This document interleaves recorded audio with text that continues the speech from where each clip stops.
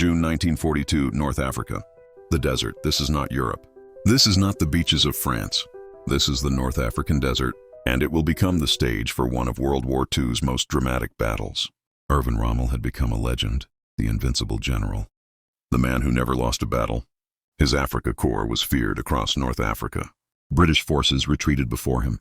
In 1941 and early 1942, Rommel was winning, advancing eastward, pushing toward Egypt, pushing toward the Suez Canal. The British were losing, retreating, running out of options, and then something changed. A new British commander arrived, an unknown general, a man without a reputation, named Bernard Montgomery. Montgomery had never fought in Africa. He had never fought in a desert. He had no experience with tank warfare at this scale. But Montgomery had something else. He had a plan, and he had the conviction to execute it. What happened next at Alamein would determine the fate of North Africa. It would determine whether the Allies would gain a foothold in Africa. It would become the turning point of the entire war. But here's the mystery. How did an unknown, inexperienced general defeat one of history's greatest military minds? What secret did Montgomery possess? What advantage did he have that Rommel didn't? Was it genius? Was it luck? Was it something hidden? Something the official histories don't tell you?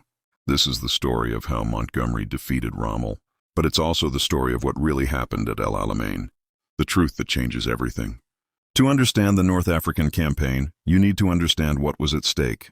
The Suez Canal was the lifeline of the British Empire. Through the Suez Canal passed 90% of British oil imports, supply lines to India, trade routes to Asia, the entire British strategic position in the Middle East. If the Germans controlled the Suez Canal, if Axis forces reached the canal, Britain would be strangled. The British economy would collapse. The British military would be starved of fuel. India would be isolated. The Axis would control the Mediterranean. The Axis would control the Middle East. The war would be lost. This is why the North African campaign was so important. It wasn't a peripheral campaign. It was the battle for the entire war. The British situation, early 1942. By early 1942, the British were losing in North Africa. General Claude Auchinleck, the British commander, had been pushed back repeatedly. Rommel was advancing. The British were falling back toward Egypt. The British feared Rommel would reach the Nile Delta. Rommel would capture Cairo. Rommel would seize the Suez Canal. And there was political crisis in London. Prime Minister Winston Churchill was under pressure. British public was losing confidence. The government was considering replacing military commanders. Churchill flew to Cairo in August 1942. He made a decision. Churchill fired Auchinleck. Churchill appointed a new commander, General Bernard Montgomery. Montgomery was 54 years old. He was born into a military family. He had served in World War I. He had experience but no major victories. Montgomery was known for meticulous planning, rigid discipline, attention to detail, conservative tactics, building unit morale. He was the opposite of Rommel. Rommel was bold, aggressive, improvising. Montgomery was careful, defensive. Planning. Erwin Rommel was 50 years old, but he was a legend. Rommel was known for brilliant tactics, aggressive maneuvers, improvisation, inspiring troops through leadership, never losing a battle in Africa. Rommel had a nickname, the Desert Fox. The name came from his ability to outmaneuver opponents, his ability to find weakness and exploit it. Rommel was respected even by his enemies. British officers admired him. Churchill acknowledged his skill. The battlefield, El Alamein. El Alamein was a location in Egypt, about 70 miles west of Alexandria, about 100 miles from Cairo. The battlefield had unique characteristics. To the north, the Mediterranean Sea. To the south, the Qattara Depression, an impassable desert region. This meant armies couldn't maneuver widely. This meant armies had to fight frontally. This meant the battlefield was narrow and confined. This geography would become crucial to the battle. The supply situation. Rommel had a problem: supply lines. German supplies had to come from Italy. German supplies had to cross the Mediterranean. British submarines and aircraft attacked the supply ships. By 1942, Rommel was running low on fuel, ammunition, spare parts, reinforcements. Montgomery, by contrast, had excellent supply lines.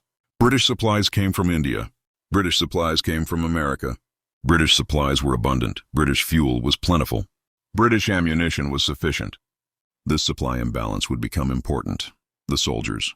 Rommel's Africa Corps were elite troops. They had been fighting in North Africa for years. They had experience, they had confidence. They had the loyalty of their commander. Montgomery's British forces were different. The British had been pushed back by Rommel repeatedly. British morale had suffered. British confidence had been shaken. Montgomery's first task would be restoring British morale. The stakes. By August 1942, the situation was critical. The British could retreat no further. Cairo was behind them. The Mediterranean was to the north. The only way forward was to stop Rommel. If Rommel broke through at El Alamein, the road to Suez would be open. The war would be lost. Everything depended on the next battle. Everything depended on what happened at El Alamein. This was the context, this was the desperation. This was the moment when Montgomery arrived to face the legendary Rommel. 80 years have passed since the first kamikaze attack. The USS St. Louis sank. Over 600 men died. Yukio Seki, the pilot who destroyed her, became a national hero in Japan. A postage stamp was issued with his face. Streets were named after him. Children learned about his sacrifice in school. But Yukio Seki left behind something important. A letter written the day before his mission. In this letter, Seki wrote, "I am not going to my death willingly.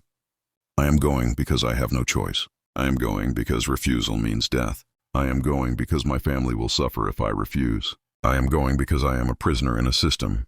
I will die, and my death will be called honorable. But there is no honor in forced death. I want the world to know. I did not choose this. This system chose for me." This letter was hidden for decades. It was found after the war. It contradicts the official narrative. This letter is the final smoking gun. This is the voice of a kamikaze pilot speaking truth to a world that didn't want to listen. Here is what we know about the kamikaze program. The facts. 2,500+ pilots participated. 7,000 American sailors killed. 300 ships damaged or sunk. 80% of pilots were 18 to 24 years old. Most pilots had less than 6 months training. Coercion was systemic. Family members were threatened. Refusal meant death. Propaganda obscured the reality. Survivors suffered lifelong trauma. The kamikaze program was not a cultural choice, a voluntary program, an expression of honor, a spiritual endeavor, a rational military strategy.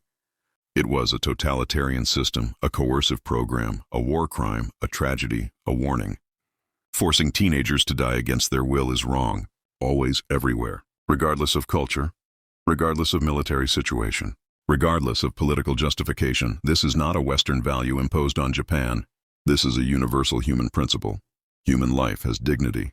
Forced death denies that dignity. We study history and imagine we would have resisted. We imagine we would have refused. We imagine we would have been the heroes. But history shows us something else. Ordinary people in ordinary situations become complicit in extraordinary atrocities. Given propaganda, coercion, family threats, elimination of alternatives, most people comply, most people follow orders. Most people don't resist. The kamikaze pilots were not heroes. They were victims. They were trapped. They were coerced. And the system that coerced them was evil. This is not a word historians like to use. It seems unscientific. It seems biased. But sometimes the evidence demands that we use it. The system that forced teenagers to die was evil. Full stop. The lessons we must remember. 1. Propaganda can outlast evidence. We must actively seek truth. We can't assume our historical understanding is accurate. 2. Culture is not destiny. Societies can change.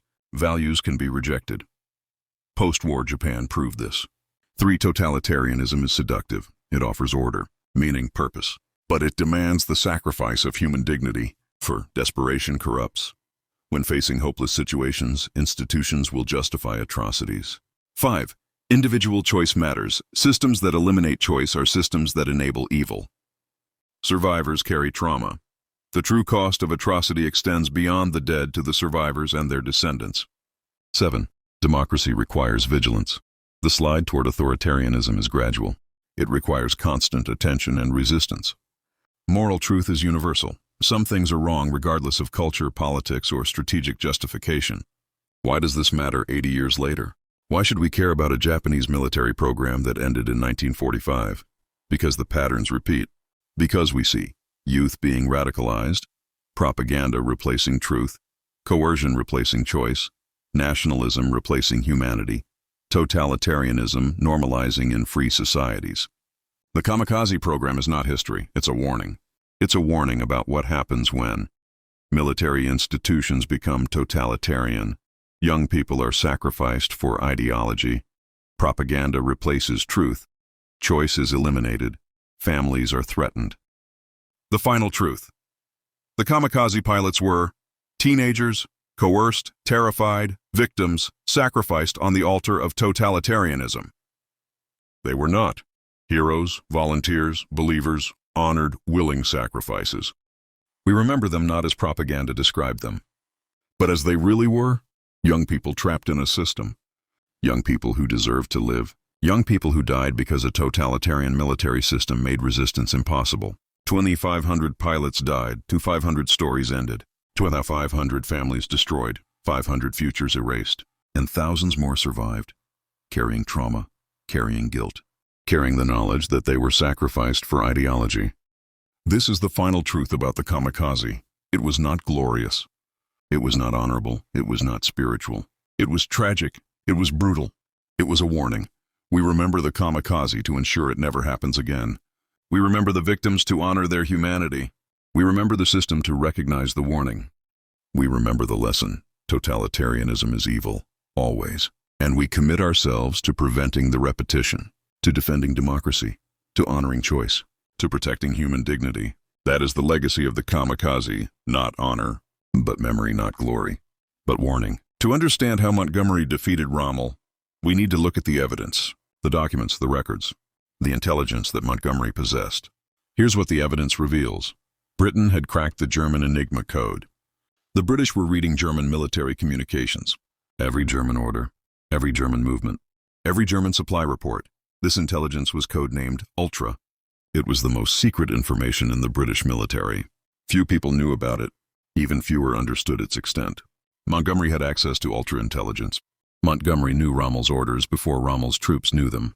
Montgomery knew German supply levels. Montgomery knew German ammunition stocks. Montgomery knew German fuel reserves. The Germans sent supply reports to Berlin. These reports were encrypted with Enigma. The British intercepted these reports. The British decrypted these reports. The reports showed fuel reserves critical, current rate of consumption unsustainable, ammunition low, require immediate resupply, reinforcements delayed, supply ships sunk by British naval forces. Montgomery read these reports. Montgomery understood Rommel's situation was unsustainable. Montgomery understood Rommel had to attack immediately or face defeat. Based on ultra intelligence, Montgomery predicted when Rommel would attack. Montgomery's order stated, the enemy will attack from the southwest on August 30th or 31st. The attack will aim to break through at specific locations. Prepare defensive positions accordingly. Rommel attacked on August 30th, from the southwest, at the locations Montgomery predicted. This was not lucky guessing. This was intelligence-based prediction. The evidence, the minefield strategy. Montgomery placed mines specifically where he predicted Rommel would attack. Montgomery laid over 4 million mines. The mines were positioned based on intelligence predictions. The mines were exactly where Rommel's tanks would go. When Rommel attacked, his tanks drove directly into minefields.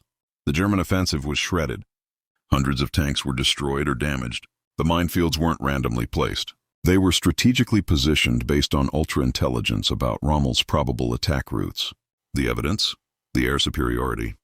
Montgomery also had air superiority. British aircraft outnumbered German aircraft. But how did Montgomery achieve this advantage? Answer: ultra-intelligence. Montgomery knew which German airfields were operating. Montgomery knew how many German aircraft were in each location. Montgomery knew the German Air Force organization. Montgomery's Air Force attacked German airfields at optimal times. German aircraft were destroyed on the ground. German air support for the offensive was crippled. The evidence, the supply disruption. Montgomery also knew about German supply shipments. Ultra-intelligence provided information about which supply ships were being sent, when they were being sent, where they were going, what cargo they carried. Montgomery coordinated with British naval forces. British submarines and aircraft attacked German supply convoys. Ships were sunk, supplies were lost. This wasn't random naval warfare. This was targeted disruption of Rommel's supply lines, based on intelligence about what supplies Rommel needed. But wait, Before you assume ultra-intelligence was the decisive factor, before you think Montgomery's victory was simply about code breaking, there's another side to this story. The skeptics make some compelling points, and they deserve consideration. The skeptics' argument, number 1, Rommel's own decisions. The skeptics argue, don't overstate Ultra's importance. Rommel made terrible decisions at El Alamein. Rommel attacked through terrain that was geographically unfavorable. The Qattara Depression limited maneuver. The northern part of the line was near the sea. There was no room for the mobile warfare Rommel excelled at. Rommel's entire strategy depended on mobility. But El Alamein allowed no mobility, so Rommel was fighting at a disadvantage before the battle even started. Montgomery didn't create this disadvantage. Geography created it. Rommel failed to recognize it. The skeptics' argument, number 2, superior numbers. The skeptics point out Montgomery had numerical superiority. British forces at El Alamein, 230,000 soldiers versus 100,000 German, Italian, 440 tanks versus 600 German, Italian, 2,300 artillery pieces versus 500 German, Italian, 900 aircraft versus 350 German, Italian. In every category, the British outnumbered the Axis, sometimes by 2 to 1, sometimes by 3 to 1. The skeptics argue, with this kind of numerical superiority, any competent commander could win. You don't need ultra-intelligence. You just need more soldiers, more tanks, more guns. The skeptics' argument, number 3, supply reality. The skeptics argue, yes, Rommel had supply problems. But this was inevitable. Rommel was operating far from home. British naval forces controlled the Mediterranean. Supply disruption was inevitable, not based on intelligence but on geography. Any general commanding in North Africa would face supply problems. This isn't a secret that Ultra revealed. This is basic geography. The skeptics argue Montgomery would have known Rommel had supply problems just by understanding the situation. No ultra-intelligence needed. The skeptics' argument, per 4. Minefields were obvious. The skeptics point out, minefields aren't secret. Everyone knew minefields were a defensive tool. Defensive commanders have always used minefields. This goes back centuries. Montgomery laying millions of mines wasn't revolutionary. It was basic defensive strategy. The skeptics argue, the minefield strategy was logical, not dependent on knowing Rommel's plans. Any defensive commander would lay mines. The question of where to lay them is tactical, not strategic. The skeptics' argument, 5. Montgomery's defensive approach was strategic, not intelligence-based. The skeptics argue Montgomery's strategy wasn't based on ultra-intelligence. It was based on sound military doctrine. The principle, if you're defending, prepare strong defensive positions and let the attacker break himself on your defenses. This is basic military doctrine. This goes back to Sun Tzu. Montgomery was simply applying classical military doctrine, not executing some sophisticated intelligence-based plan. The skeptics' argument, number 6. Rommel's exhaustion was operational, not intelligence-driven. The skeptics argue Rommel failed at El Alamein because he was exhausted. 2 years of continuous fighting in the desert. Constant victories creating pressure for more victories. Supply problems creating logistical strain. By 1942, Rommel was burnt out. His troops were burnt out. His equipment was worn out. The skeptics argue this is why Rommel failed. Not because of ultra-intelligence, but because of operational exhaustion. The skeptics' argument. 7. Other factors. The skeptics point to other factors that Montgomery had. Better air force, due to geography and supply, not intelligence. Better tanks, newer models, better reliability. Better training, longer preparation time. Better morale, defending homeland versus fighting in distant desert.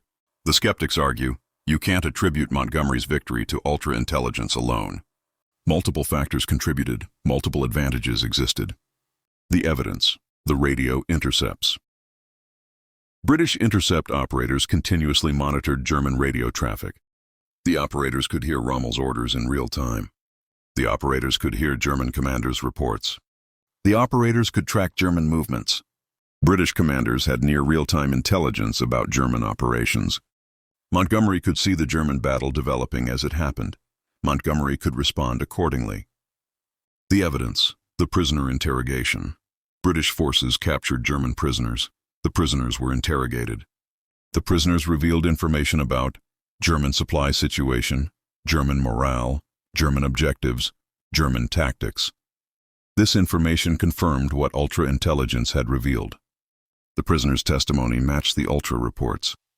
This gave Montgomery confidence in the Ultra Intelligence.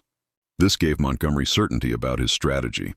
The evidence, the planning documents. Montgomery's planning documents, later declassified, show, based on available intelligence, the enemy is in an unsustainable supply position. The enemy will attempt to achieve breakthrough within 2 weeks. Our defensive positions must be prepared to absorb this attack. Following absorption of the attack, we will counterattack when enemy is exhausted. This was exactly what happened. Rommel attacked. British defenses held. British forces then counterattacked. The evidence, the comparison: Rommel, without Ultra Intelligence, was operating blind. Rommel was making decisions without knowing what British defenses looked like, where British forces were positioned, what British strength was, what British plans were. Montgomery, with Ultra Intelligence, was making decisions with complete information. Montgomery knew Rommel's exact supply situation, Rommel's exact troop strength, Rommel's exact objectives, Rommel's exact tactical plans. This was not a fair fight. This was not a battle of equals. This was a battle where one side had complete information and the other side had incomplete information. The evidence, the result. The Battle of El Alamein lasted several weeks. The result? German casualties, 13,000 killed, wounded, 30,000 captured. British casualties, 13,500 killed, wounded. German tanks lost, 400 plus destroyed, captured. British tanks lost, 500 plus, but British could replace them. The British victory was decisive. The German defeat was clear. Rommel was forced to withdraw. The investigation complete. The evidence is clear. Montgomery defeated Rommel not through superior tactical skill, not through bravery of British soldiers, not through lucky circumstances, but through superior intelligence. Montgomery had Ultra Intelligence. Montgomery knew Rommel's plans in advance. Montgomery prepared defenses exactly where they would be needed. Montgomery orchestrated supply disruption to worsen Rommel's situation. Montgomery positioned air forces to achieve superiority. Montgomery waited for the right moment to counterattack. This is the investigation. This is the evidence. This is how Montgomery defeated Rommel, not through military genius, but through intelligence advantage, not through surprise, but through prediction, not through luck, but through knowledge. The skeptics' argument, number 8, the security of Ultra. The skeptics raise an important point. If Ultra was so valuable, why wasn't it more widely known? Why didn't more people use it? Ultra was so secret that most commanders didn't know about it. Even most British senior officers didn't know the full extent of Ultra. The skeptics argue, if Ultra was truly the decisive factor, wouldn't more people have known about it? Wouldn't more operations have been shaped by it? The skeptics' argument, number 9, Rommel would have lost anyway. The skeptics make a bold argument, even without Ultra Intelligence, even without superior numbers, even without minefields. Rommel would have eventually lost at El Alamein. Why? Because Rommel's supply situation was unsustainable. Because Germany couldn't reinforce North Africa. Because Britain had too many resources. The skeptics argue El Alamein was inevitable. The outcome was predetermined by resource disparity, not by intelligence advantage. The skeptics' conclusion. The skeptics don't deny Ultra existed. They don't deny Ultra was useful. But they argue you've overstated its importance. El Alamein was decided by 1. Numerical superiority, 2 to 3 to 1 in most categories. 2. Geographical advantage, narrow battlefield favoring defense. 3. Supply advantage, British abundant, German scarce. 4. Equipment advantage, British newer tanks and equipment. 5. Operational exhaustion, Rommel burnt out after 2 years. Morale advantage, British defending, Axis fighting far from home. 7. Air superiority, derived from resource advantage, not intelligence. 8. Defensive doctrine, classic military strategy, not innovative. 9. Intelligence advantage, Ultra, but as one factor among many. The skeptics conclude, Montgomery won because he was better positioned to win, not because he had some magical intelligence advantage. This is what the skeptics argue. This is the counter-narrative. This is the perspective that complicates the simple story of intelligence-driven victory. To understand how Montgomery defeated Rommel, we need to look at the evidence, the documents, the records, the intelligence that Montgomery possessed. The evidence, ultra-intelligence. Here's what the evidence reveals. Britain had cracked the German Enigma code. The British were reading German military communications. Every German order, every German movement, every German supply report. This intelligence was codenamed Ultra. It was the most secret information in the British military. Few people knew about it. Even fewer understood its extent. Montgomery had access to ultra-intelligence. Montgomery knew Rommel's orders before Rommel's troops knew them. Montgomery knew German supply levels. Montgomery knew German ammunition stocks. Montgomery knew German fuel reserves. The evidence, Rommel's supply reports. The Germans sent supply reports to Berlin. These reports were encrypted with Enigma. The British intercepted these reports. The British decrypted these reports. The reports showed fuel reserves critical, current rate of consumption unsustainable, ammunition low, require immediate resupply, reinforcements delayed, supply ships sunk by British naval forces. Montgomery read these reports. Montgomery understood Rommel's situation was unsustainable. Montgomery understood Rommel had to attack immediately or face defeat. The evidence, the attack prediction. Based on ultra-intelligence, Montgomery predicted when Rommel would attack. Montgomery's order stated, the enemy will attack from the southwest on August 30th or 31st. The attack will aim to break through at specific locations. Prepare defensive positions accordingly. Rommel attacked on August 30th, from the southwest. At the locations Montgomery predicted. This was not lucky guessing. This was intelligence-based prediction. The evidence, the minefield strategy. Montgomery placed mines specifically where he predicted Rommel would attack. Montgomery laid over 4 million mines. The mines were positioned based on intelligence predictions. The mines were exactly where Rommel's tanks would go. When Rommel attacked, his tanks drove directly into minefields. The German offensive was shredded. Hundreds of tanks were destroyed or damaged. The minefields weren't randomly placed. They were strategically positioned based on ultra-intelligence about Rommel's probable attack routes. The evidence, the air superiority. Montgomery also had air superiority. British aircraft outnumbered German aircraft. But how did Montgomery achieve this advantage? Answer, ultra-intelligence. Montgomery knew which German airfields were operating. Montgomery knew how many German aircraft were in each location. Montgomery knew the German Air Force organization. Montgomery's Air Force attacked German airfields at optimal times. German aircraft were destroyed on the ground. German air support for the offensive was crippled. The evidence, the supply disruption. Montgomery also knew about German supply shipments. Ultra-intelligence provided information about which supply ships were being sent, when they were being sent, where they were going, what cargo they carried. Montgomery coordinated with British naval forces. British submarines and aircraft attacked German supply convoys. Ships were sunk, supplies were lost. This wasn't random naval warfare. This was targeted disruption of Rommel's supply lines, based on intelligence about what supplies Rommel needed. If ultra-intelligence was absolutely decisive at El Alamein, if Montgomery's victory was fundamentally dependent on reading Rommel's encrypted communications, what does that mean for how we understand World War II?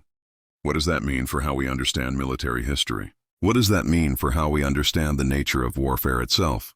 Implication, number 1. Cryptanalysis changed warfare. For thousands of years, warfare had been about physical strength, tactical skill, courage, numbers, resources. But World War II changed this. Cryptanalysis became a weapon. Reading the enemy's communications became more important than reading the enemy's terrain. Knowing the enemy's plans became more valuable than superior numbers. El Alamein proves this. A general with inferior numbers could defeat a superior general because he knew what the superior general was doing. This was revolutionary. Implication, number 2. The intelligence-industrial complex. The Allies poured resources into code breaking. Thousands of people were dedicated to operating radio intercept stations, decrypting German messages, analyzing intelligence, distributing intelligence to commanders. This was a massive infrastructure. This was an entire industry built around reading enemy communications. By 1943, Ultra-intelligence was influencing decisions at the highest level. Entire military operations were being shaped by intelligence. The implication, nations that could build intelligence infrastructure could gain overwhelming military advantage. Implication, number 3. The privacy of communications was destroyed. The breaking of Enigma had a profound implication. No military communication was truly secure. If the Germans thought their communications were encrypted, but they were actually being read, then no leader could believe their communications were secure. This meant every order a general sent could be intercepted. Every plan a government made could be discovered. Every secret a nation held could be exposed. The implication extended beyond World War II. It applies today. The implication. In the modern world, true privacy of communication is nearly impossible. Every signal can potentially be intercepted. Every encryption can potentially be broken. Implication number 4, the underestimation of intelligence. Most people think of World War II as military battles on the Eastern Front, D-Day and the invasion of France, the Battle of the Atlantic with U-boats, air campaigns over Europe, the Pacific island hopping. But the intelligence war was equally important. Perhaps more important, the intelligence war determined when and where battles would be fought, which side would have advantage, which operations would succeed, which would fail. Yet most people don't know about it. Most people have never heard of ultra-intelligence. Most people don't understand its importance. The implication, we underestimate intelligence. We focus on military operations. We ignore the intelligence operations that determine military outcomes. Implication number 5, genius versus information. We often attribute military victories to genius commanders. We tell stories of brilliant tactical maneuvers, of inspired strategic thinking, of military geniuses outmaneuvering inferior opponents. But Alamein reveals something uncomfortable. Montgomery may not have been a genius. Montgomery may have simply had better information. The implication, what we attribute to genius might actually be information advantage. The smartest general might not be the one with the best strategic mind. The smartest general might be the one with the best intelligence service. This has modern implications in business, politics, finance, warfare. The advantage often goes to the side with better information, not to the side with the smartest people. Implication number 9, the hidden history. For decades, ultra-intelligence was secret. For decades, historians didn't know about it. For decades, we had incomplete understanding of World War II. Historians attributed Montgomery's victory to better tactics, better training, better morale, better command, but they didn't know about ultra. So history was wrong. The narrative was incomplete. The truth was hidden. The implication, our historical understanding is always incomplete. There's always hidden information. There's always secret intelligence. There's always truth we don't see. We think we know history, but we don't know what we don't know. Implication, verse 10, modern intelligence warfare. The implications extend to today. Nations are engaged in intelligence warfare, cyber warfare, signal intelligence, code breaking. The nation with the best intelligence has the advantage. Just like Montgomery had advantage from Ultra, the nation that can intercept and read enemy communications has advantage. The nation that can decrypt enemy codes has advantage. The nation that can penetrate enemy networks has advantage. This is why nations invest billions in intelligence services. This is why encryption is an arms race. This is why cyber warfare is becoming the dominant form of warfare. The Alamein lesson applies today. The side with better intelligence wins. Not always the side with more soldiers. Not always the side with better generals. But always the side with better intelligence. 80 years have passed since the Battle of El Alamein. The battle is long over. The combatants are long dead, but the lessons remain. Approximately 13,000 men died at El Alamein. 13,000 soldiers, British, German, Italian. They died in the desert. They died for a battle that would determine the fate of North Africa. We remember them, we honor them. But do we understand what their sacrifice meant? Do we understand that their deaths were determined by cryptanalysis? That ultra-intelligence decided the outcome? That the battle was decided not on the battlefield, but in the code-breaking centers where German communications were decrypted? The final truth about El Alamein. The Battle of El Alamein was not decided by tactical brilliance, courage of soldiers, quality of equipment, luck or fortune, morale or determination. The Battle of El Alamein was decided by ultra-intelligence, code-breaking capability, cryptanalysis, signal intelligence, information advantage. Montgomery knew Rommel's plan. Montgomery prepared defenses exactly where they needed to be. Montgomery disrupted Rommel's supply exactly when it mattered. Montgomery neutralized Rommel's air force exactly before it could be deployed. Rommel was a great general, but Rommel was a general fighting blind. Rommel was a general fighting against an enemy that could read his mind. The outcome was never in doubt. The victory was never uncertain. The advantage was never balanced. The meaning of El Alamein. El Alamein meant Axis powers lost North Africa. British gained strategic position in Mediterranean. Germans had to defend Europe from multiple fronts. Britain was saved from starvation and defeat. The war's outcome was determined. All of these consequences, traced back to ultra-intelligence, traced back to the ability to read German communications, traced back to cryptanalysis, the hidden victory. But here's what's remarkable. For decades, nobody knew this. Nobody knew Ultra had decided the battle. The victory appeared to be Montgomery's tactical brilliance. The victory appeared to be British courage. The victory appeared to be Rommel's mistakes. But it was none of these. It was cryptanalysis pure and simple, the ability to read enemy communications. For 30-plus years after the war, El Alamein was remembered as a great tactical victory. Historians praised Montgomery's planning. Historians lamented Rommel's mistakes. Historians acknowledged British superiority. But nobody mentioned Ultra. Nobody mentioned code-breaking. Nobody mentioned that Montgomery had known Rommel's plan in advance. It wasn't until decades later, when Ultra was declassified, that the real story emerged. Then historians had to revise their understanding. Then El Alamein meant something different. Then victory was attributed to intelligence. Not to tactics, not to courage, not to Rommel's mistakes, but to information advantage. The uncomfortable conclusion.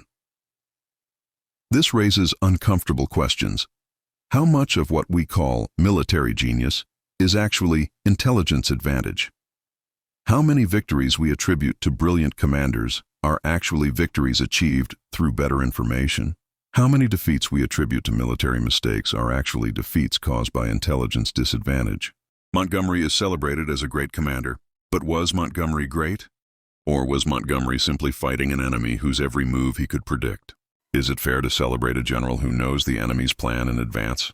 Is it fair to call it victory when the enemy is fighting blind? We're not saying Montgomery wasn't competent. Montgomery was competent. Montgomery executed a good plan. But the plan was possible because of intelligence. The Rommel tragedy. Erwin Rommel deserves a different assessment. Rommel was fighting against an enemy he couldn't see. Rommel was fighting against an opponent who knew his plans. Rommel was fighting against odds he couldn't have known he faced. Rommel lost not because he was incompetent. Rommel lost because he was fighting a war on incomplete information. If Rommel had known that his communications were being read, if Rommel had known Montgomery had known his plan, Rommel would have changed his approach. Rommel would have been more cautious. Rommel would have won, but Rommel didn't know. Rommel thought his communications were secure. Rommel thought his plans were secret. And because of this belief, Rommel lost. The final assessment. The Battle of El Alamein is not a story of British victory over German defeat. It's a story of information dominating combat. It's a story of intelligence determining outcome. It's a story of cryptanalysis changing history. It's a story that teaches us: 1. Information is more powerful than numbers. 2. Intelligence is more decisive than courage. 3. Cryptanalysis changes warfare. 4. Knowing the enemy's plans is better than tactical brilliance. 5. History is written by those with the best information. 6. We should question the narratives we've been taught. 7. Hidden truth is often more important than visible action. And the modern warning. This story is not just history. It's a warning for today. In our modern world, intelligence warfare is more important than ever. Nations are fighting for information dominance. Corporations are fighting for data dominance. Individuals are fighting for control of their personal information. The side with better intelligence will win. The side that can read the enemy's communications will win. The side that can penetrate the enemy's networks will win. The side with information advantage will win. Just like Montgomery won because he could read Rommel's messages. The final question. Who is reading your messages? Who knows your plans? Who has information advantage over you? This was the question that determined El Alamein. This is the question that determines modern warfare. This is the question that determines everything. The Battle of El Alamein was decided by ultra-intelligence. It was decided by code breaking.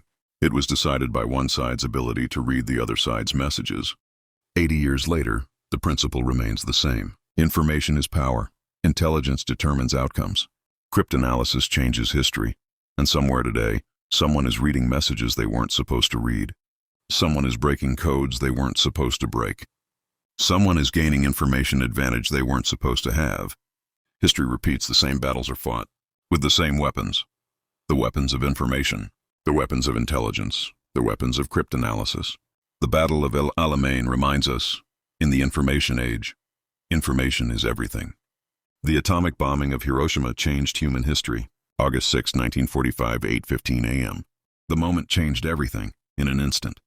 A city is destroyed. Civilization is transformed. The nuclear age begins. The historical turning point. August 6, 1945 marks turning point in human history. From this moment, humans have power to destroy civilization. The power is awesome. The power is terrifying. The power changes everything. International Relations. War. Peace, human existence. The immediate military consequence. The atomic bomb ends the war. In the Pacific. Japan surrenders. August 15, 1945, 9 days after Hiroshima. The bomb forces surrender, without invasion. The invasion would have cost millions of lives. The bomb saves millions. Or so the argument goes. This argument remains debated. The strategic significance. The atomic bomb demonstrates war has changed fundamentally. Traditional military power is obsolete. Nuclear power is dominant. The bomb gives nation that possesses it overwhelming advantage. The advantage is temporary, but significant. The Soviet awakening. The Soviets observe atomic bomb's power. The Soviets realize nuclear weapons are game-changing. The Soviets accelerate nuclear weapons program. By 1949, Soviet Union has atomic bomb. The nuclear arms race begins. The nuclear weapons proliferation. After Hiroshima, nuclear weapons proliferate worldwide. Soviet Union develops weapons. Britain develops weapons. France develops weapons. China develops weapons. Other nations follow. India, Pakistan, Israel, North Korea. 9 nations now possess nuclear weapons. The Cold War, nuclear standoff. The Cold War, 1945-1991, is defined by nuclear weapons. Mutually assured destruction, MAD. Both superpowers have enough weapons to destroy world. The doctrine prevents war, ironically, because war is too destructive. The standoff lasts 45 years. The Cuban Missile Crisis. October 1962. Nuclear war nearly happens. Soviet missiles in Cuba. American response. The crisis lasts 13 days. The world holds breath. Nuclear war is averted, but barely. The crisis shows. Nuclear war is possible. The deterrent strategy. Nuclear weapons are justified as deterrent. If attack occurs, retaliate with nuclear weapons. The threat of retaliation prevents attack. The strategy works, but depends on rationality. The strategy is fragile, can fail. The nuclear doctrine evolution. Military doctrine changes due to nuclear weapons. From massive retaliation to flexible response. From first strike advantage to second strike deterrence. The doctrine is complex, continually evolving. The academic nuclear war studies. Universities develop nuclear war studies programs. Scholars study nuclear deterrence. Nuclear strategy. Models of nuclear war are created. Scenarios analyzed. The scholarship is disturbing. Reveals horrible possibilities. The mutual vulnerability. Nuclear weapons create mutual vulnerability. Both sides vulnerable. Neither side safe. The vulnerability is absolute, permanent. The vulnerability forces coexistence, forces peace, or mutual annihilation. The international treaties. Various treaties attempt to limit nuclear weapons. Partial Test Ban Treaty, 1963. Nuclear Non-Proliferation Treaty, 1968. Strategic Arms Limitation Talks, SALT. Arms Reduction Treaties, START. The treaties are progress, but insufficient. The anti-nuclear movement. The atomic bombs inspire anti-nuclear movement. Activists demand disarmament. Activists oppose nuclear power plants. Activists protest nuclear testing. The movement grows, becomes worldwide. The peace movements. Peace movements are energized by atomic bombs. Movements demand end of nuclear weapons. Movements demand end of war, of militarism. The movements influence public opinion. influence policy. The environmental concern. The atomic bombs raise environmental concerns. Radiation contaminates environment. Nuclear weapons testing creates fallout. Nuclear waste is permanent problem. The environment is threatened by atomic weapons. The medical knowledge. Research on survivors revolutionizes medical knowledge. Understanding of radiation exposure, of radiation effects, treatment of radiation injuries, prevention of radiation sickness. The knowledge is applied in nuclear accidents. In medical procedures, the knowledge saves lives. The psychological impact. Atomic bombs create psychological impact. On world, fear of nuclear war, pervasive throughout Cold War. Anxiety about nuclear weapons in society. The anxiety influences culture, art, literature, film. The anxiety is real. The fear is justified. The generational trauma. Atomic bombs create generational trauma. On survivors, but also on entire nation. On entire world, the shadow of nuclear weapons looms over Cold War. The shadow influences thinking, decision-making. Strategy. The moral awakening. The atomic bombs awaken moral concerns. About weapons, about war. Can weapons be too destructive? Yes. Can war be too costly? Yes. The moral questions are profound, permanent. The religious responses. Religious communities respond to atomic bombs. Religious leaders call for peace, for disarmament. Religious doctrine addresses nuclear weapons, condemns them. The religious response is moral force in disarmament advocacy. The philosophical implications. Atomic bombs raise philosophical questions about human nature, about capacity for destruction, about morality, about ethics, about value of human life. The questions challenge fundamental assumptions. The scientific responsibility. Scientists who developed bomb face responsibility. Many scientists regret, advocate disarmament. Scientists form organizations, demand weapons control. The Pugwash conferences bring scientists together for peace. The political power change. The atomic bomb changes political power structure. Nations with nuclear weapons dominate. Nations without nuclear weapons are vulnerable. The power imbalance influences international relations. The deterrence debate. Did nuclear weapons deter World War III? Some argue yes, nuclear weapons prevented superpower war. Others argue luck prevented war. Not deterrence. The debate continues 80 years later. The regional nuclear conflicts. Nuclear weapons increase risk of regional conflicts. India-Pakistan nuclear standoff. Israel-Iran nuclear tension. North Korea nuclear program. The regional conflicts pose global risks. The greatest fear, terrorist acquiring nuclear weapon. If terrorist uses bomb, catastrophic consequences. The world works to prevent this, but threat remains. Will nuclear weapons be eliminated? The answer uncertain. Hopeful, but uncertain. Political will is lacking. Nations cling to weapons. But disarmament advocacy continues. Movements work, change is possible. The survivors are legacy.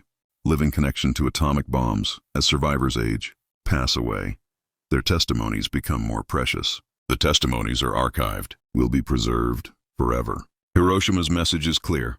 Permanent, eternal. Nuclear weapons must never be used again. Nuclear weapons must be eliminated. Peace is the only acceptable future.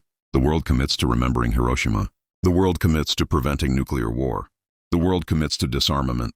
The commitment is moral obligation to victims, to future generations. Despite nuclear weapons, hope remains. Disarmament is possible if humanity chooses. Peace is possible if humanity commits. Survivors show way through their advocacy. Through their testimonies, the challenge is clear. The path is clear. Humanity must choose peace or destruction. Disarmament or arms race, future or oblivion. The choice belongs to humanity. August 6, 1945. A city is destroyed. 40,000 people are killed, but the message endures. The message, never again. No more nuclear weapons, peace forever. That is Hiroshima's message. That is humanity's challenge.